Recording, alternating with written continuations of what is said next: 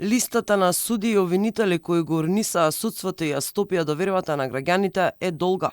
Судијата Пајазити кој му дозволи научека командантот Блерим Рамадани да избега, удобно си седи во фотелјата како заменик на шефот на кривичен Иван Џолев. Енвер Беџети, за кого сад тврди дека зел мито и чувал предмети во фиока, велешката судика која со фалсификати додели дуќан, врховниот судија што зема мито и лежи во затвор, а син му суди во Скопскиот кривичен суд. Членот на Советот на обвинители Иџет Мемети, кој подкупот од 10.000 евра требаше да го подели со врховниот судија. Добрила Кацарска, која македонските бранители од случајот 27 април со пресуда ги обележа како терористи, а сега дели правда во Уставен суд. Ниста фотелја да седне имаше амбиции екс-државниот обвинител Јовевски, откако во неговиот мандат ги протурка сите постапки на политички прогон, и за спаниот актуелен државен обвинител Куцевски, кој од зимски сон го разбуди американците. И самите суди не му веруваат на судски совет, покажа анкетите спроведени во судовите. Судскиот систем е во бездна, бидејќи граѓаните се соочуваат со корупција во судниците, но и поради скандалите кои што го тресеа системот, коментира председателот на Transparency International Благоја Пандовски. Граѓаните ја чувствуваат нефункционалноста и корумпираноста на судството и судскиот систем преку собствените искуства.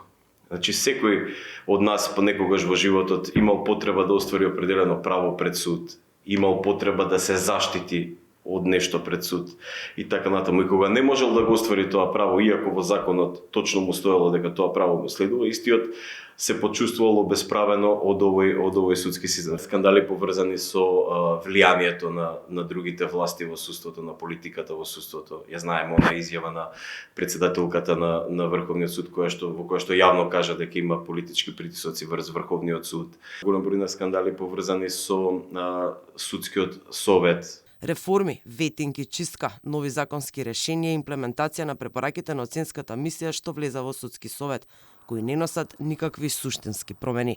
Тие само ги заоструваат критериумите за избор на членовите на судски совет.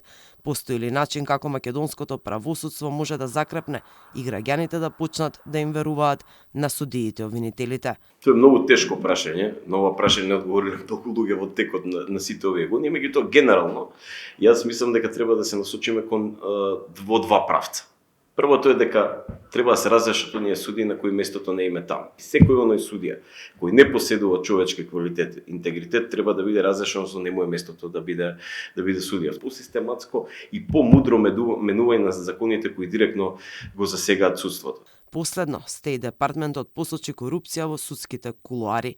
Црната листа на САД за прв пат стави име на судија за кој се сомневаат дека е вмешан во корупција. Исто така, тие посочија дека невозможно е македонските институции досега да не ја виделе корупцијата во судските редови. Допрва, владата ќе мора да најде начин како ќе ја врати правдата. Уште потешка нејзина задача е враќањето на довербата кај граѓаните, бидејќи изгубена доверба многу тешко се враќа.